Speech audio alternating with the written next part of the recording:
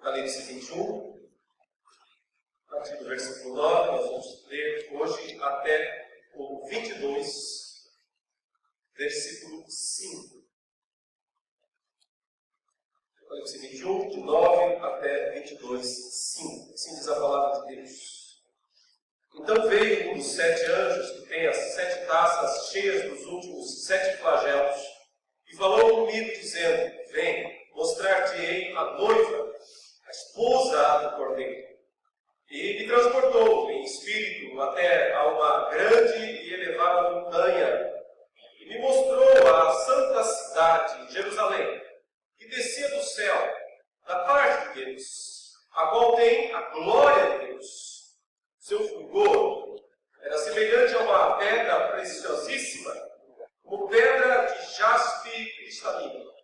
Tinha grande e alta muralha, 12 portas, e junto às portas 12 anjos, e sobre elas nomes inscritos, que são os nomes das 12 tribos dos filhos de Israel. 3 portas se achavam a leste, 3 ao norte, 3 ao sul, 3 a oeste. A muralha da cidade tinha 12 fundamentos, e estavam sobre estes os 12 nomes dos 12 apóstolos do Cordeiro. Aquele que falava comigo tinha por medida uma vara de ouro para medir a cidade, as suas portas, a sua muralha. A cidade é quadrangular, de comprimento e largura iguais. E mediu a cidade com a vara até 12.000 estádios. O seu comprimento, largura e altura são iguais. Mediu também a sua muralha, 144 côvados, medida de homem, isto é, de anjo. A estrutura da muralha é de jaspe. Também a cidade é de ouro puro, semelhante a vidro límpido. Os fundamentos da muralha da cidade estão adornados de toda espécie de pedras preciosas. O primeiro fundamento é de jaspe, o segundo de safira, o terceiro de calcedônia, o quarto de esmeralda, o quinto de sardônio, o sexto de sárdio, o sétimo de crisólito, o oitavo de berilo, o nono de topázio, o 10º de crisópraso, o 11º de jacinto e o 12º de ametista. As 12 portas são 12 pérolas, e cada uma dessas portas de uma só pérola. A praça da cidade é de ouro puro, como vidro transparente. Nela não vi santuário, porque o seu santuário é o Senhor, o Deus Todo-Poderoso, e o Cordeiro. A cidade não precisa nem do sol, nem da lua para lhe darem claridade, pois a glória de Deus a iluminou, e o Cordeiro é a sua lâmpada. As nações andarão mediante a sua luz, e os reis da terra lhe trazem a sua glória. As suas portas nunca jamais se fecharão de dia, porque nela não haverá noite. E lhe trarão a glória e a honra das nações. Nela nunca jamais penetrará coisa alguma contaminada, nem o que pratica abominação e mentira, mas somente os inscritos no livro da vida do Cordeiro. Então me mostrou o rio da água da vida, brilhante como cristal, que sai do trono de Deus e do Cordeiro. No meio da sua praça, de uma e outra margem do rio, está a árvore da vida, que produz 12 frutos, dando o seu fruto de mês em mês, e as folhas da árvore são para a cura dos povos. Nunca mais haverá qualquer maldição. Nela estará o trono de Deus e do Cordeiro. Os seus servos o servirão, contemplarão a sua face, e na sua fronte está o nome dele. Então já não haverá noite, nem precisam eles de luz de candeia, nem da luz do sol, porque o Senhor Deus brilhará sobre eles e reinarão pelos séculos dos séculos. Aqui finaliza a parte apocalíptica do livro, ficando só ainda a parte final, o convite final, o encerramento do livro, que nós deixaremos para ler e meditar numa outra oportunidade. Na mensagem anterior, hoje pela manhã, eu comecei a falar a respeito dos novos céus e nova terra, ou novo céu e nova terra, e a tônica da mensagem foi: por que é que Deus, afinal de contas, precisa criar uma nova terra e um novo céu? E nós oferecemos, à luz do texto que nós lemos, 3 razões principais. A primeira delas é que Deus quer recriar essa terra. A terra é importante. Esse mundo foi criado para a glória de Deus. Deus não vai descartá-lo pura e simplesmente para criar algum paraíso etéreo, puramente espiritual. A terra faz parte dos propósitos de Deus. Portanto, Deus renovará a terra para um estágio, evidentemente, muito superior, incomparável em relação ao atual, até mesmo incomparável em relação ao que foi o Éden, lá no passado, lá no início do Gênesis. Será uma nova situação, um mundo novo, perfeito, livre de qualquer tipo de turbulências. A segunda razão levantada foi porque os céus também precisam de renovação. Há um novo céu. Foi no céu que o mal teve início com a queda dos anjos. De lá, o mal vem para a terra e então torna também a terra maldita, justamente por causa da entrada do pecado aqui neste mundo. Portanto, Deus quer renovar os céus também. Mas a razão principal de renovar os céus é para tornar o céu unido à terra. Hoje, terra e céu são lugares separados. Na terra vivem homens que têm corpo e alma. No céu, apenas almas ou espíritos dos justos que já se encontram lá, aperfeiçoados em Cristo Jesus. Esses dois lugares não se comunicam diretamente. Não há como transitar de um lugar para o outro. Há uma separação clara. Carne e sangue não podem entrar lá na presença de Deus. Por isso, Deus renovará também os céus, para que ele se una à terra. A imagem, várias vezes repetida aqui nesses capítulos, é dos céus descendo à terra. A nova Jerusalém desce do céu. É uma figura de Deus vindo até os homens, para que a terra deixe de ser pura e simplesmente o estrado dos pés de Deus e passe a ser o lugar da habitação plena de Deus. Nesse sentido, como eu disse, é ir além do próprio Éden, do próprio Gênesis, porque lá Deus vinha na viração do dia para falar com o ser humano. Ainda havia uma habitação como que separada, mas no novo céu e na nova terra não há mais nenhuma separação. O trono de Deus estará aqui, ou os céus estarão aqui. Brincando, os céus não são o limite. O limite é o novo céu e a nova terra. É lá onde de fato nós vamos experimentar a realidade última, derradeira, final, perfeita, plena. E finalmente, a terceira razão oferecida aqui pela manhã, pela qual Deus precisa, quer recriar os céus e a terra, é justamente porque nós precisamos de uma casa para morar, de um lar para morar. Nós, novas criaturas em Cristo, não nos satisfazemos com esse mundo. Esse mundo é pouco para nós. Tudo que ele puder oferecer sempre será pouco, sempre será imperfeito, sempre será incompleto. Nossa felicidade nunca será plena aqui neste mundo. Podemos estar bem em todos os sentidos, física, emocionalmente, materialmente, sempre faltará algo para nós. O céu, ou melhor, o novo céu, a nova terra.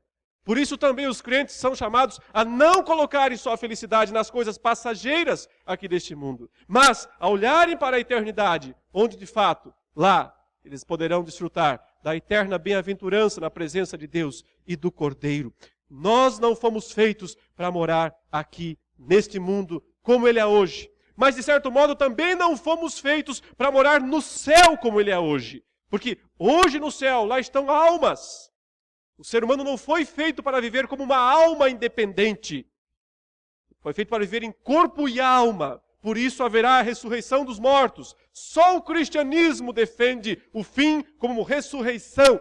Todas as religiões falam de alguma coisa que a matéria vai sumindo até entrar em algum estágio imaterial. Não, o paraíso futuro, segundo o cristianismo, é material, é corporal. Mas não puramente corporal. Há uma união de corpo e espírito aperfeiçoados. Por isso, nós precisamos de um lar. E esse lar não é a terra aqui, não é definitivamente o céu onde Deus agora está vivendo, existindo com seus anjos, mas é o novo céu e a nova terra. Tendo falado sobre isso, então nós encontramos no texto de Apocalipse 21 e 22 uma descrição deste lugar, o novo céu e a nova terra, unidos e aperfeiçoados. Nós vamos olhar para essa descrição para tentar identificar alguns aspectos teológicos que são importantes para nós, lembrando sempre que não é uma descrição literal do futuro, mas uma descrição teológica, uma descrição que usa símbolos para comunicar uma verdade eterna. E é isso que nós temos que atentar num primeiro momento. E eu chamo a sua atenção, já de início, para uma expressão que o anjo, aqui no versículo 9, o anjo fala para João, o anjo chama João e diz assim: então veio um dos 7 anjos que tem as 7 taças cheias dos últimos 7 flagelos, falou comigo dizendo: vem, mostrar-te-ei a noiva, a esposa do Cordeiro. Há 3 mulheres principais em Apocalipse. 3 mulheres recebem destaque, há outras, evidentemente, mas 3 são simbólicas e recebem grande destaque. A primeira mulher que recebe grande destaque em Apocalipse está no capítulo 12. Ela é descrita como uma mulher vestida de sol, com a lua debaixo dos pés, uma coroa de 12 estrelas na cabeça. Ela está grávida, ela grita com as dores de parto para dar à luz. Diante dela então surge um dragão grande, vermelho, tenebroso, terrível, que se coloca diante da mulher para devorar o filho quando nascesse. Esta mulher representa, no capítulo 12, a igreja do Antigo Testamento. Todo o povo de Deus, desde Eva, a primeira mulher, até Maria, a última mulher, que está na genealogia de Cristo e que trouxe Cristo ao mundo. Desde o início, em Gênesis 3,15, Deus falou para a serpente, a respeito da mulher, que dela viria um descendente para esmagar a cabeça da serpente. O Antigo Testamento nada mais é do que um relato desta história, como após geração, Deus agiu no mundo para prepará-lo, para que seu filho viesse, seu filho nascesse. Essa é a primeira mulher que recebe grande destaque no Apocalipse. A segunda mulher que recebe grande destaque é algo totalmente contrário. É algo que evoca o lado oposto. É a grande meretriz. A grande meretriz do capítulo 17, do capítulo 18 de Apocalipse, que aparece embriagada com o sangue dos mártires, que é aquela que convida os seres humanos a usufruírem dos prazeres ilícitos e degeneradores, para que se tornem alienados das coisas de Deus e mais mergulhem no erro, no vício, na perdição, na depravação. Essa é a mulher que representa o mundo. O mundo na sua face sedutora, que seduz as pessoas, homens e mulheres, para uma vida de dissolução, uma vida de virar as costas para Deus e de seguir o caminho da impiedade e da perversão. E ela é descrita como sendo destruída. A mulher de Gênesis 3, que é reescrita em Apocalipse 12, é protegida por Deus, é guardada por Deus. Mas a mulher de Apocalipse 17 e 18 é destruída, é esmagada pelo juízo de Deus. O interessante é que o próprio mundo se ocupa de destruí-la também.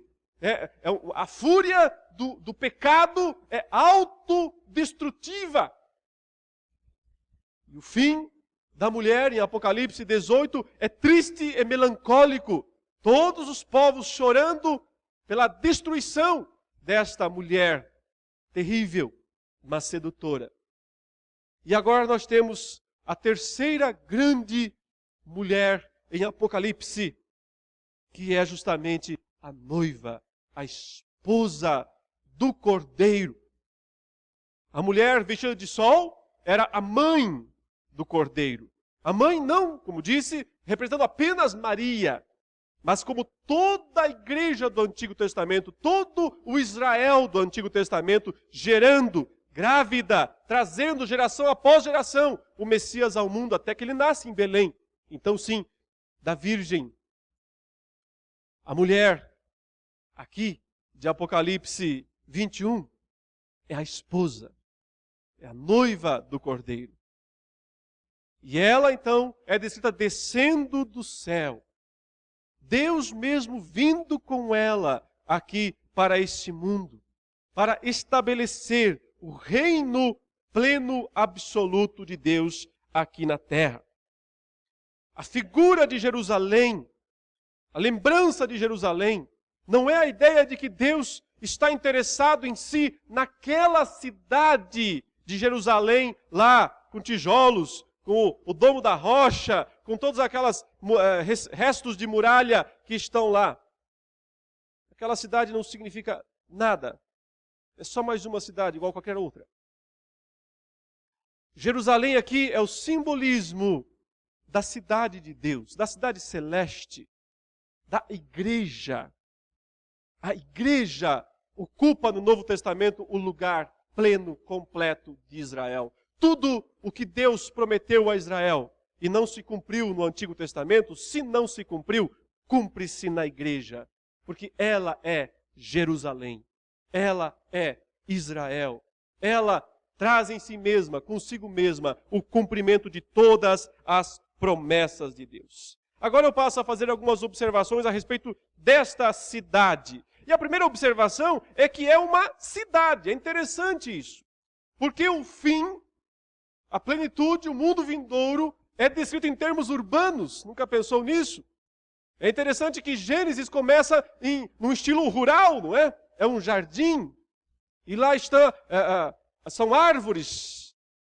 Ali tem rios.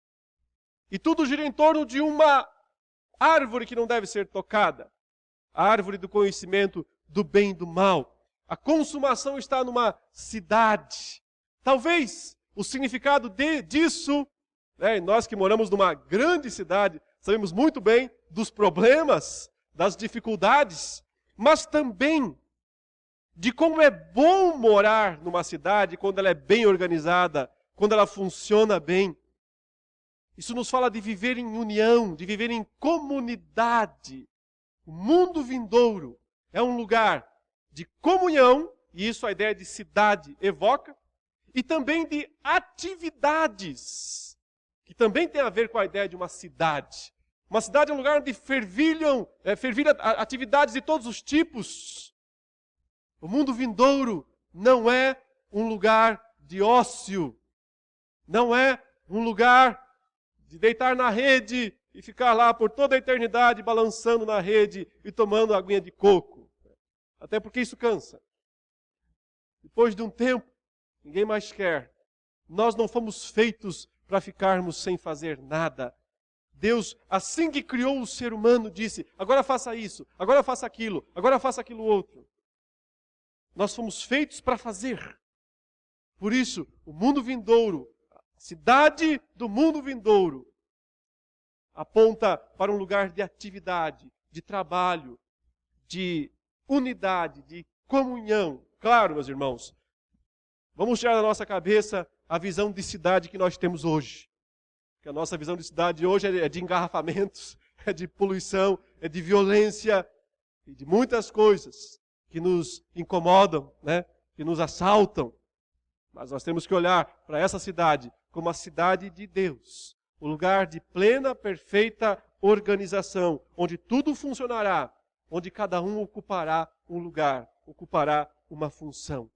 A função que tiver conquistado através de sua vida. Isso tem a ver com galardão. Jesus disse, aquele que foi fiel no pouco, será colocado sobre o muito. Galardão no novo céu e na nova terra provavelmente seja isso. Posição de autoridade, função, algum tipo de função a ser desempenhado, desenvolvido. Agora vamos olhar com mais detalhes aqui para algumas expressões desta noiva, desta esposa do Cordeiro. Então o verso 10 diz, me transportou em espírito até uma grande e elevada montanha, me mostrou a santa cidade, Jerusalém, que descia do céu, da parte de Deus, a qual tem a glória de Deus. Aqui está a primeira expressão fantástica, ou seja, Deus empresta sua própria glória para esta cidade, para esta noiva, para esta esposa. Ele compartilha Isso é certamente um símbolo dos casamentos do Antigo Testamento, quando o noivo, como que transfere para a noiva a sua própria posição, o seu nome, a sua dignidade, suas riquezas.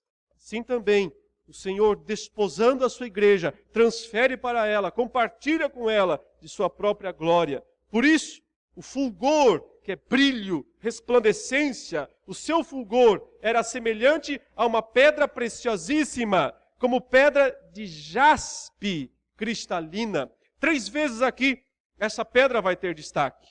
E sempre como algo que vem em primeiro lugar.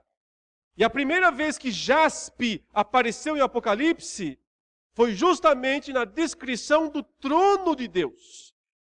Quando João, na primeira visão, quando ele subiu lá, viu a porta aberta nos céus, e aquela voz que disse para ele, sobe para aqui, eu vou te mostrar as coisas que vão acontecer. Então João se acha lá no céu, enxerga o trono, a primeira descrição que ele faz é, aquele que estava sentado no trono é semelhante no aspecto ao jaspe. Esta pedra, que é diamante, que é brilhante, é um cristal, é transparente, representa a santidade de Deus, a perfeição de Deus, a glória de Deus.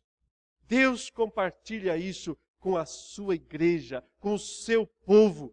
Ela também agora, a noiva, a esposa, o povo de Deus, também é descrita desta maneira, como pedra preciosíssima, como pedra de jaspe cristalina. Ou seja, é a santidade de Deus, agora perfeitamente refletida na igreja. Quando Deus criou o homem, criou-o como? A sua imagem e semelhança. O que significava isso? Que o homem criado sem pecado podia refletir a perfeição de Deus. Podia refletir os atributos de Deus. Ele não distorcia em si mesmo as perfeições de Deus. Mas após a queda, o homem se tornou um espelho trincado, como quando você pega uma pedra e bate no espelho. Então, trinca tudo ali. Ainda reflete um pouco, ainda reflete. Se você olhar a sua imagem no espelho trincado, você se vê lá. Porém, não é exatamente, não é uma visão perfeita, correta, limpa. Isso é o ser humano hoje. Um espelho trincado ainda reflete em partes, parcialmente, distorcidamente, Deus. Mas aqui, ele é jaspe puro.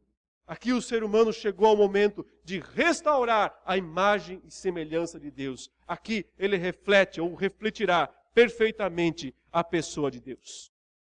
O verso 12 diz, e aí começa a descrição em torno do número 12.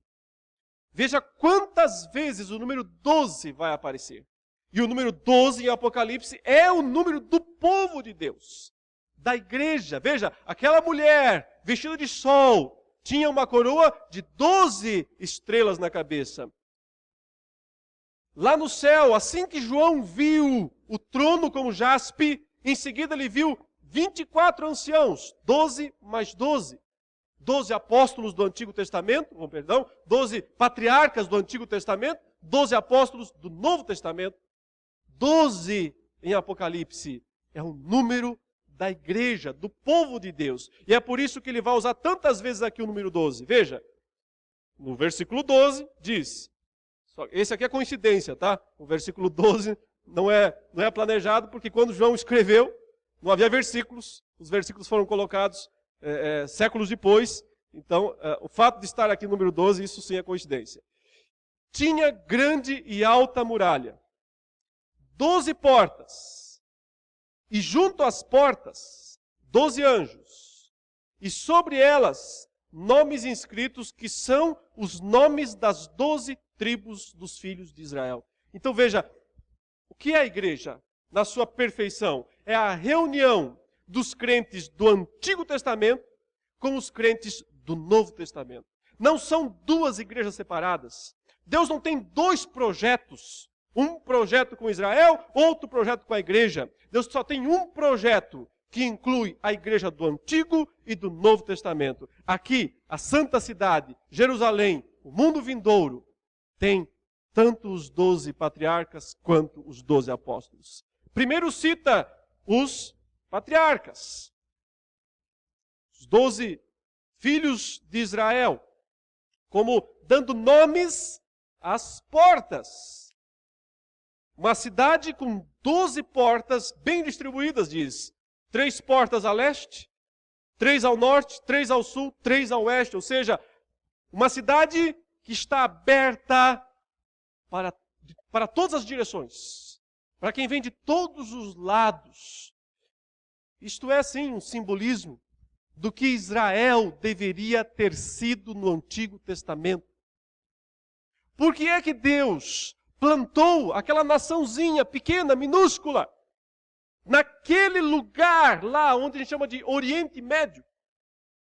Deus colocou Israel naquele lugar porque ali era o centro, como que um centro do mundo antigo.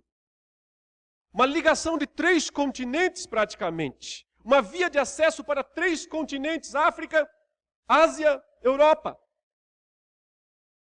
Deus coloca Israel no centro do mundo antigo. Com que objetivo? De ser uma testemunha para as nações. Por isso o simbolismo aqui das portas, apontando para todos os lados. Ou seja, Israel chega através da igreja aqui ao cumprimento pleno da sua missão. O seu propósito, finalmente, é alcançado plenamente. Quando Israel, então, através da igreja, pela igreja, chega à sua plenitude. Veja que ainda o texto, então, diz, no verso 14, a muralha da cidade tinha 12 fundamentos. E estavam sobre estes os 12 nomes dos 12 apóstolos do Cordeiro. 12 portas, Israel como aquela que tem a missão de testemunhar para as nações, portas abertas para as nações, e agora também 12 fundamentos. Os apóstolos são chamados no Novo Testamento de o fundamento da igreja. Veja, meu irmão, minha irmã, que nós não temos aqui 50 mil apóstolos, são só 12. Ok? Infelizmente, ou melhor, felizmente, os nomes de Valdemiro Santiago não estão aqui. R. Soares, ou sei lá quem, né? Estevão Hernandes, esses nomes não estão aqui. Pois que não são apóstolos. Não passam de falsos apóstolos. Que tiveram a audácia, a prepotência, o absurdo orgulho de reivindicar para si um título que Deus não lhes deu. E por isso seus nomes estão fora dessa lista. Aqui estão os verdadeiros apóstolos do Senhor Jesus. Que para serem chamados apóstolos, precisavam inclusive ter visto a Jesus ressuscitado durante aquele período de 40 dias em que Cristo esteve na terra. Essa era uma das credenciais, uma das exigências para alguém ser um verdadeiro apóstolo. Portanto, se alguém hoje se diz apóstolo, tem que ter pelo menos uns 1950 anos de vida. Se tiver isso, confere a identidade. Se tiver, pode ser. Caso contrário, entrou para o rol dos falsos. E que ficarão fora, não tenho medo de dizer, ficarão fora desta cidade. Porque são usurpadores. E usurpadores não têm lugar na cidade do Cordeiro. A igreja aqui está reunida nos seus representantes verdadeiros. Os 12 patriarcas do Antigo Testamento, os 12 apóstolos do Novo Testamento. Veja que agora os múltiplos de 12 vão aparecer. Verso 15. Aquele que falava comigo tinha por medida uma vara de ouro para medir a cidade, as suas portas, sua muralha.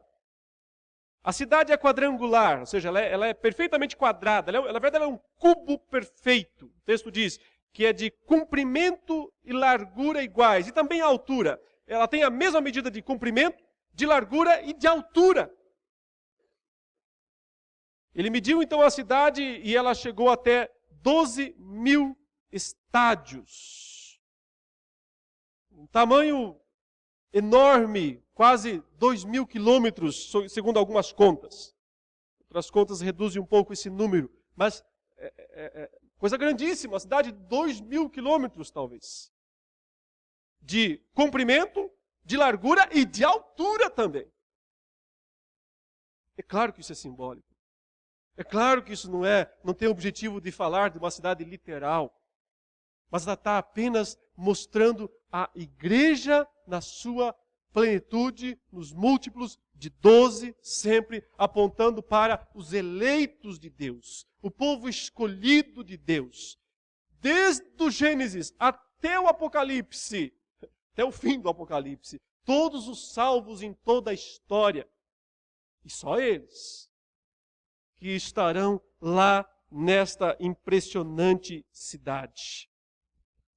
Mediu também a sua muralha, diz o verso 17, após ele dizer que o comprimento, a largura e a altura são iguais. Mediu também a sua muralha, 144, novamente aí, um múltiplo de 12. Côvados, medida de homem, isto é, de anjo. A estrutura da muralha, o significado dessa medida de homem, isto é, de anjo, é um mistério, não sabemos o que exatamente ele quer dizer com isso. Talvez a ideia seja dizer que seja para os anjos, seja para os homens, agora é uma medida só. Não há mais diferença. Essa cidade atende bem às necessidades de todos. É um lugar comum, tanto para homens, tanto para anjos. A estrutura da muralha é de jaspe. Novamente, essa pedra que aponta para aquela ideia da santidade de Deus. Também a cidade é de ouro puro, semelhante a vidro límpido. Então observe, meu irmão, minha irmã, o objetivo não é fazer uma descrição literal, né? Uma cidade de ouro puro. Não seria muito funcional. Seria muito fácil viver num lugar assim. O ouro só tem valor para nós por causa do pecado.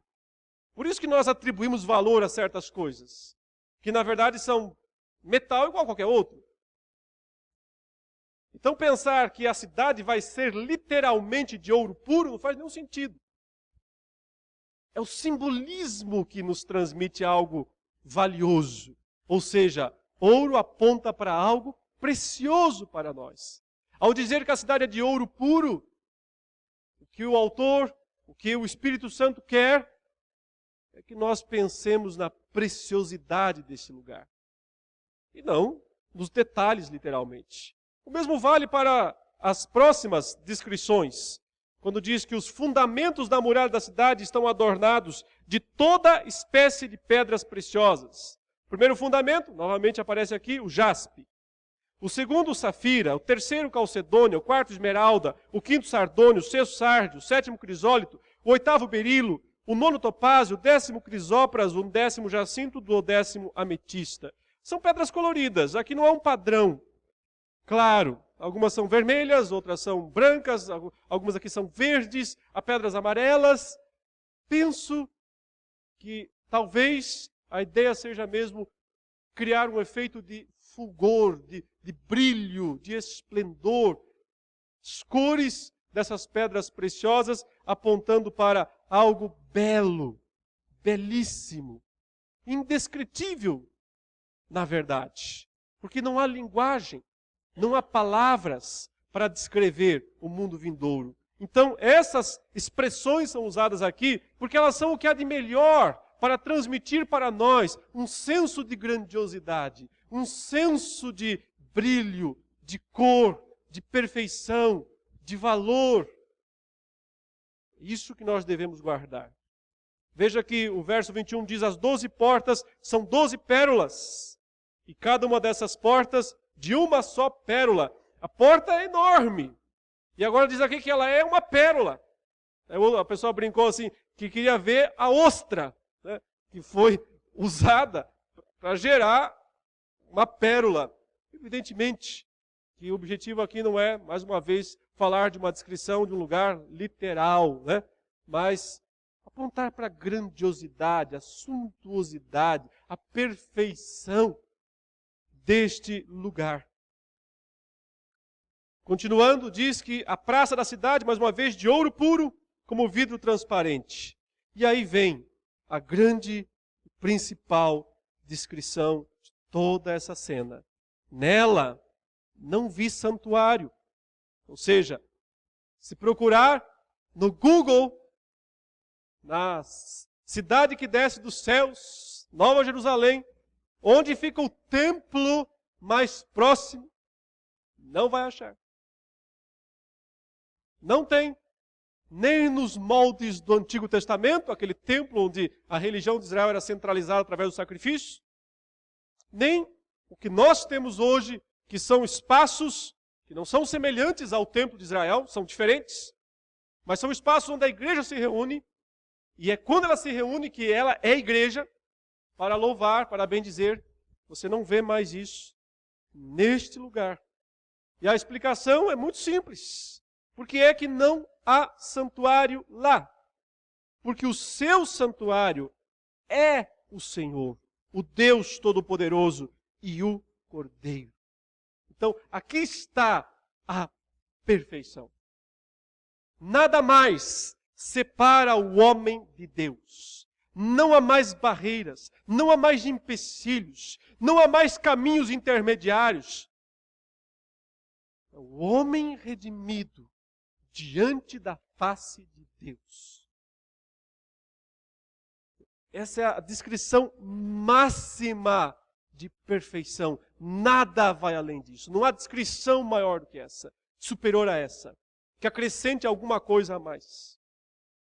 Esse é o sentido pleno da regeneração, da redenção, quando o homem não precisar mais de nenhum tipo de santuário, porque estará diante de Deus. Expandindo isso, o texto diz que a cidade também não precisa de luz, nem do sol, nem da lua, nem de energia elétrica, de nenhum tipo de candeia, de alimentação por material inflamável, porque a glória de Deus a iluminou. Ele compartilhou com ela a sua glória. E a partir de agora você sempre vê Deus e o Cordeiro, Deus e o Cordeiro, segunda pessoa da Trindade, compartilha da essência de Deus, da glória de Deus, dos atributos de Deus. E ele também compartilha desses atributos com a sua igreja, com o seu povo. Mas aí vem uma descrição que parece estranha, que é a que está aqui no versículo 24. Ele diz: as nações andarão mediante a sua luz, e os reis da terra lhe trazem a sua glória. As suas portas nunca jamais se fecharão de dia, porque nela não haverá noite. E lhe trarão a glória e a honra das nações.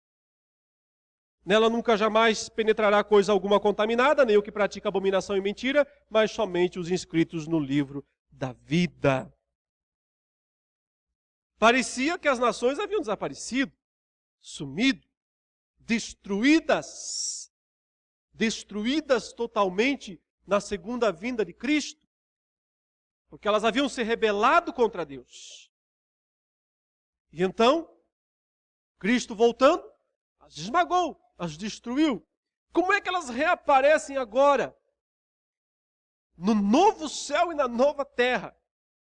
Ou seja, no mundo vindouro pleno, futuro. Duas possibilidades que devem ser consideradas. Qualquer uma delas tem condições de ser verdade. Primeira possibilidade, que ele está apenas usando aqui uma linguagem figurada, como ele já usou muitas vezes, como parece que ele vai usar de novo no capítulo 22, quando vai falar da árvore da vida, cujas folhas servem de cura para os povos. Você pergunta, como assim cura para os povos se não há mais doença? Se não há mais enfermidade, nem morte, nem luto, nem dor? Então por que é que as folhas da árvore da vida ainda podem curar os povos? Então, a interpretação segue a seguinte perspectiva. Tudo isso é simbólico.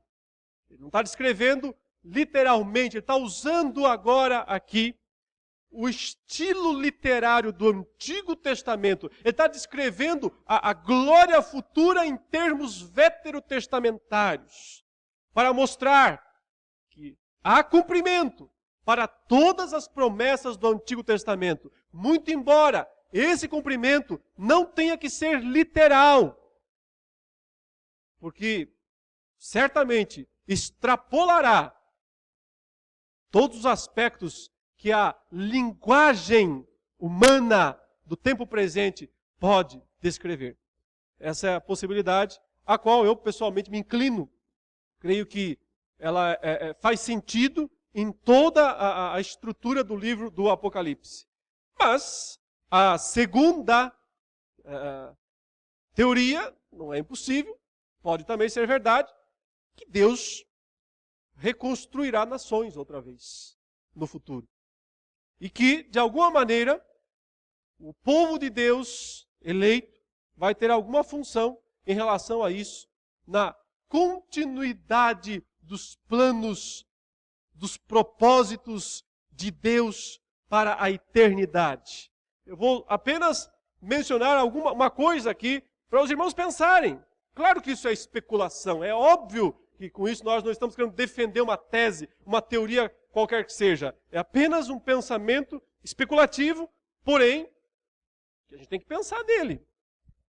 O pensamento é o seguinte: nós hoje sabemos que o nosso mundo, a Terra, é só um pontinho insignificante em meio ao universo que Deus criou. Nós sabemos, pelos satélites, pelos telescópios, que existem milhões, bilhões talvez, de lugares iguais ao que nós vimos, talvez sem habitação.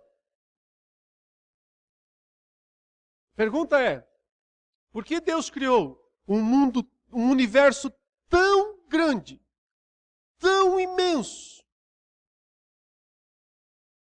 e só povoou um planetinha insignificante no meio disso tudo?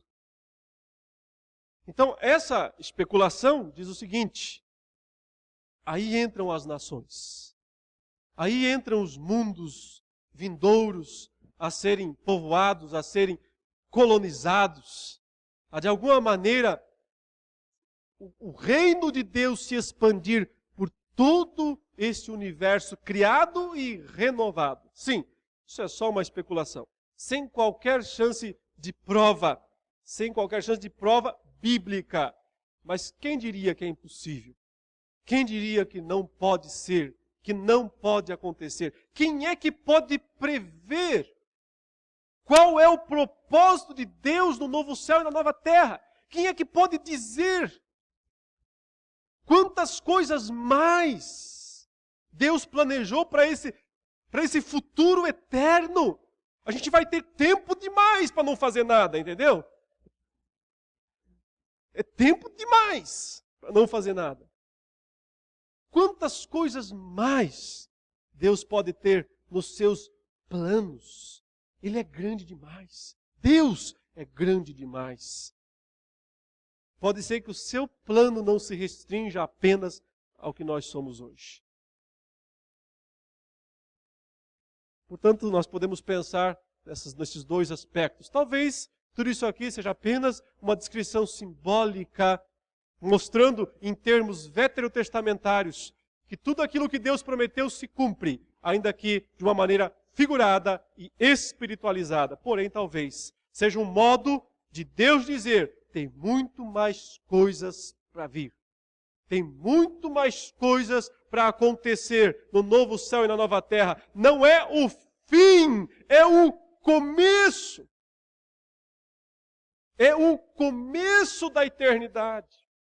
É só o comecinho dela. Quantas coisas mais Deus pode ter preparado para o seu povo neste lugar, o novo céu e a nova terra. Uma coisa é certa, meus irmãos, definitiva, como diz o versículo 3 do capítulo 22.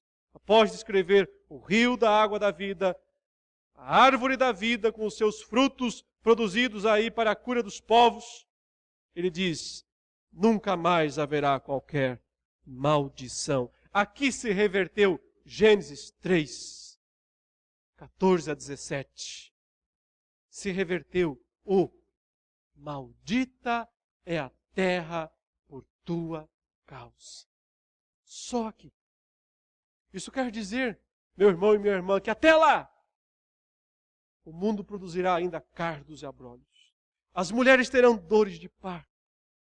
Haverá doença, haverá pranto, haverá morte. E todas essas coisas podem nos atingir em algum momento. Deus nunca prometeu livrar totalmente os seus filhos dessas coisas. E muitas vezes Ele usa essas coisas para a educação do seu povo. Mas aqui, finalmente, reverteu-se toda maldição. Nunca mais haverá qualquer maldição. Então, ele enfatiza outra vez, nela estará o trono de Deus. Não está mais lá no céu, em algum lugar distante. O céu agora é aqui. A terra, a nova terra é aqui. Esses dois lugares estão unidos. E os seus servos, os servos de Deus e do Cordeiro, diz aí, os servirão. Trabalho. Servir é trabalhar. Os servirão. Porém, contemplarão a sua face. Acabou a fuga. Acabou o fugir. Não precisa mais. Quando ouviram a voz do Senhor que vinha pelo jardim na viração do dia, o homem e a sua mulher fugiram, esconderam-se do Senhor por entre as árvores do jardim. Essa é a tônica da humanidade. É o filme mais repetido da história. O título é A Fuga. O homem e a mulher fugindo de Deus, não aguentam olhar para Ele, não têm coragem de encará-lo, porque sabem que são pecadores. Mesmo hoje, nós, já redimidos, pecados perdoados, ainda nos aproximamos de Deus cautelosos. Porque no fundo nós sabemos dentro de nós, não temos direito de estar na presença do Deus que brilha como jaspe, do Deus que é santo. É só aqui, quando toda imperfeição tiver sido removida, que os seus servos contemplarão a face dele. Não tem mais medo, não fogem mais, não se escondem mais. Porque são propriedade dele. Veja, na sua fronte está o nome dele. Possuem, são possuídos por ele. São propriedade dele. Então já não haverá noite. Nem precisam eles de luz, de candeia, nem da luz do sol. Por quê? E assim é que encerra a grande visão apocalíptica. Essa é a frase. Depois tem um encerramento do livro com coisas especiais. Mas essa é a última frase que fica em termos de descrição apocalíptica. Porque o Senhor Deus brilhará sobre eles. A glória do Senhor brilhando sobre o seu povo. E eles reinarão pelos séculos dos séculos. Por toda a eternidade. Que Deus nos ajude, meus queridos, nos abençoe, para que a nossa esperança permaneça firme nessas coisas. E para que no dia que isso acontecer, estejamos lá, juntos, ao redor do trono. Que Deus nos abençoe. Amém. Oremos. Pai querido, Pai santo, obrigado por este grande livro. Por essas grandes descrições que ficaram para nós inspiradas pelo Santo Espírito, que nos falam do passado, do presente, do futuro, que descrevem como um todo a nossa vida, a nossa existência, que descrevem como um todo a redenção que há em Cristo Jesus, os grandes, soberanos propósitos do nosso Deus, do nosso Pai. Ajude-nos, ó Deus, a perseverarmos nestas verdades, nunca nos desviarmos delas, e sempre com fé, esperança e amor, vivermos a nossa vida aqui, da melhor maneira, sabendo que este não é nosso lar e que existe um lugar preparado para nós. Em nome de Jesus. Amém.